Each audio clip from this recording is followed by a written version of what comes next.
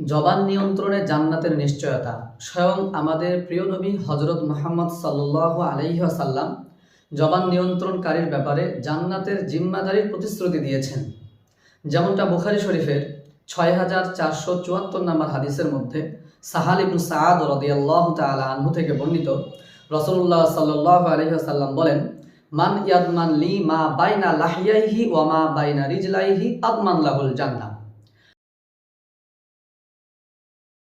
মান ইয়াদমানলি মা বাইনা লাহিয়াইহি, যে ব্যক্তি আমাকে তার দু চোয়ালের মাঝের বস্তু অর্থাৎ জিহ্বা এবং তার দু রানের মাঝের বস্তু অর্থাৎ লজ্জাস্থানের ব্যাপারে জিম্মাদারি দিবে, গ্যারান্টি দিতে পারবে, আমি তাকে আদমান লাহুল জান্নাহ, আমি তার জান্নাতের জিম্মাদারি নিয়ে নিলাম।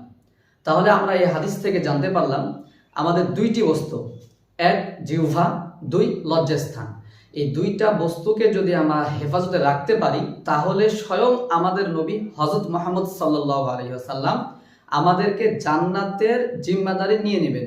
তো আমাদের জান্নাতের জিম্মাদারি যদি আমাদের নবী নিয়ে নেয় তাহলে আমাদের আর জান্নাতের জন্য কখনো কোনোভাবেই চিন্তার কোনো প্রয়োজন নেই। সুতরাং আমাদেরকে এই দুই বস্তু অর্থাৎ আমাদের জিহ্বা এবং আমাদের লজ্জাস্থানের হেফাজত করা খুবই জরুরি। আল্লাহ তাআলা আমাদেরকে এই দুইটি বস্তুর হেফাজত করে হাদিসের উপর আমল করে আল্লাহর রাসূলের সুপারিশ পেয়ে জান্নাত লাভ করার তৌফিক দান করুক। ওয়া আখিরু দাওয়ানা আলহামদুলিল্লাহি রাব্বিল আলামিন।